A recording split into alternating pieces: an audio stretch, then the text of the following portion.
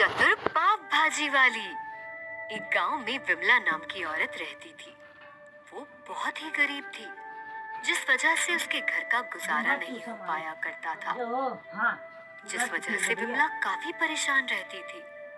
विमला के पति का देहांत बहुत समय पहले हो गया था, जिसके बाद विमला ने अपना और अपनी बेटी का गुजारा करने के लिए मजदूरी करना शुरू कर दिया। वो एक पाव बनाने वाली फैक्ट्री में काम करती थी। एक दिन की बात है, जब वो फैक्ट्री जा रही होती है, तभी उसे रास्ते में चित्रा मिल जाती है और वो विमला से कहती है, अरे कहाँ जा रही हो विमला? क्या फैक्ट्री जा रही हो? हाँ, तुमने बिल्कुल ठीक कहा, फैक्ट्री ही जा रही हूँ। वैसे भी आज काफी लेट हो गया है, तो मालिक चिल्लाएंगे भी। अरे क्या तुम दूसरों की मजदूरी करती हो? अपना काम क्यों नहीं शुरू कर लेती? मैं भला क्या कर सकती हूँ? और वैसे भी अभी मेरी बेटी छोटी है, हम लोग कोई काम नहीं कर सकते हैं। अरे क्यों नहीं कर सकती हो? तुम कौन सी फैक्ट्री में जाती हो? उसी फैक्ट्री में तो जाती हो ना जहाँ पाव का काम होता है। हाँ, वहाँ पर पाव, टोस्ट, ब्रेड सब कुछ बनता है। हाँ, तो तुम अपनी पाव भाजी बनाना शुरू कर दो। वैसे भी फैक्ट्री में काफी दिनों के काम करने से तुम्हें ये तो पता लग ही गया होगा कि पाव कितना बिकता है, क्योंकि सभी लोग उसकी पाव भाजी बनाकर बेचते हैं। ठीक है, तुमने जो कहा है मैं इस बारे में जरूर सोचूंगी। और इसके बाद विमला काम पर चली जाती है। वहीं विमला फैक्ट्री में इसी बारे में सोचती रहती है। तभी वहाँ पर एक मदन नाम का आदमी पाव लेने आता है। तो विमला मदन से कहती है, आप ये पाव क्यों ले जा रहे हो? क्योंकि मैं पाव भाजी वाला हूँ। मैं इसकी पाव भाजी बनाकर बेचता हूँ। तुम ये क्यों पूछ रही हो? बस ऐसे ही पूछा, क्योंकि मैं भी ये काम शुरू करना चाहती हूँ। क्या? पर इस काम में तो बहुत ज्यादा मेहनत है, क्योंकि हर कोई यही काम कर रहा है। तुम कोई दूसरा काम देख लो। वैसे भी अगर सभी एक ही काम करने लगे तो फिर किसी का भी काम नहीं चल पाएगा। मुझे पता है, पर जरूरी तो नहीं ना कि हर कोई एक ही जैसी पाव भाजी बनाकर बेचे। ये सुनकर मदन को काफी हैरानी होती है, पर वो विमला से कुछ कहता नहीं है और वहाँ से चला जाता है। इसके बाद विमला अपना काम करती है और फिर घर पर आ जाती है। घर पर आने के बाद वो चित्रा की बातों को सोचती रहती है, क्योंकि चित्रा की बात उसे बिल्कुल सही लगी और इसने अपने आप से कहा, आखिर चित्रा सही तो कह रही है। मैं कब तक फैक्ट्री में जाकर काम करती रहूंगी? अगर ऐसा ही रहा तो मैं अपनी बेटी को पढ़ा भी नहीं पाऊंगी, क्योंकि मेरा सपना है कि मैं अपनी बेटी को अच्छे स्कूल में पढ़ाऊं। और ये कहकर वो काफी देर तक इसी बारे में सोचती रहती है और फिर वो फैसला करती है कि वो पाव भाजी का काम शुरू करेगी। और अगले दिन वो फैक्ट्री जाकर पाव खरीद लाती है और बाजार जाकर सब्जियां ले आती है और अपने घर पर ही पाव भाजी का काम शुरू कर देती है। पर शुरुआत में उसकी दुकान पर कोई भी पाव भाजी खाने के लिए नहीं आता है, क्योंकि गांव में और भी पाव भाजी वाले थे, जिस वजह से विमला काफी ज्यादा परेशान हो जाती है। उसे तो कुछ समझ में ही नहीं आ रहा था कि वो क्या करे। तभी उसकी दुकान पर एक बूढ़ा आदमी आता है और वो उससे पाव भाजी मांगता है।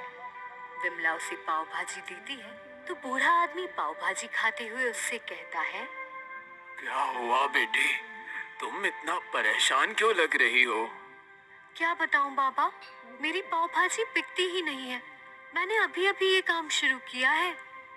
अरे इतनी जल्दी कौन सफलता छूता है? अगर तुम सफल होना चाहती हो तो तुम्हें कुछ अलग करना पड़ेगा। वैसे भी गांव में बहुत सारे पाव भाजी वाले हैं। हाँ बाबा, आप बिल्कुल ठीक कह रहे हो, पर मैं ऐसा क्या करूं जिससे सभी लोग मेरी पाव भाजी ले? ये तो तुम सोचो कि तुम ऐसा क्या अलग कर सकती हो जिससे तुम्हारी पाव भाजी सबसे अलग दिखे। और ये कहकर वो बूढ़ा आदमी विमला को पैसे देकर वहाँ से चला जाता है। धीरे धीरे दिन गुजरते जा रहे थे, पर विमला की अभी भी पाव भाजी अच्छी नहीं बिक पाया करती थी। और एक दिन उसकी दुकान पर मदन पाव भाजी वाला आता है और वो विमला से कहता है, क्यों? मैंने तुमसे कहा था ना, अगर सभी लोग एक ही काम खोल लेंगे तो किसी का भी नहीं चल पाएगा। और अब तुम खुद ही देख लो कि तुम्हारी पाव भाजी कितनी बिक पाती है। मुझे पता है, पर मैं हार नहीं मानूंगी।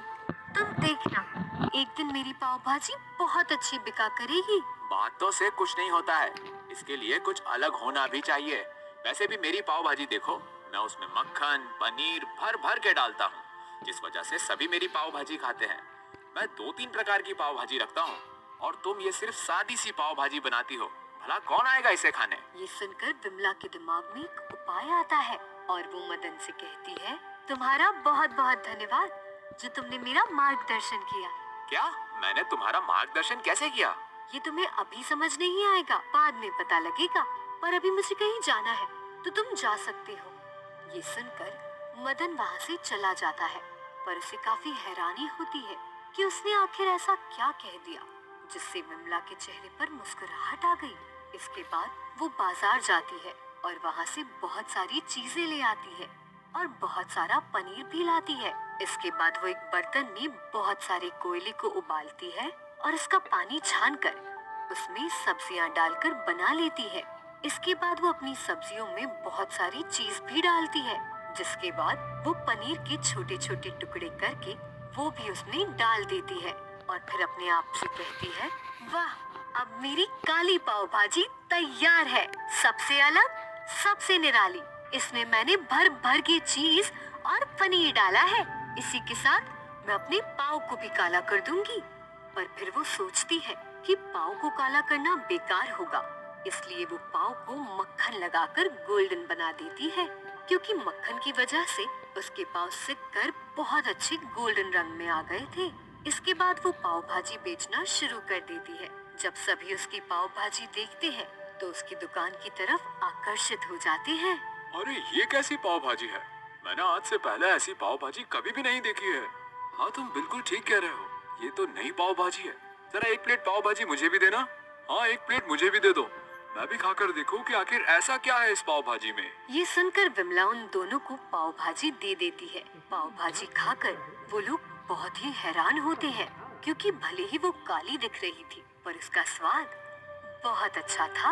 और इस पर भोला ने कहा, मैंने तो इससे पहले इतनी अच्छी पाव भाजी कभी भी नहीं खाई। इसका स्वाद तो बहुत ही अच्छा है।